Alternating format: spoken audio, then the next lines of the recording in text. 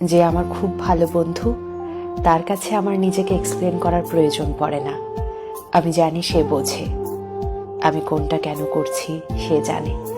যে আমার খুব ভালো বন্ধু, তার পাশে মিনিট 5 বসলেও জীবনে যত অশান্তি চলুক না কেন, মনে হয় সব ঠিক হয়ে আছে।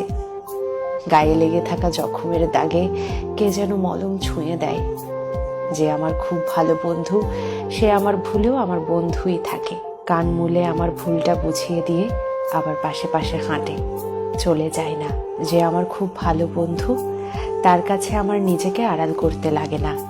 আমার অক্ষমতা, আমার দুর্বলতা, আমার বোকামো, আমার পাকামো, আমার ভয়, আমার পরাজয় সে সব জানে।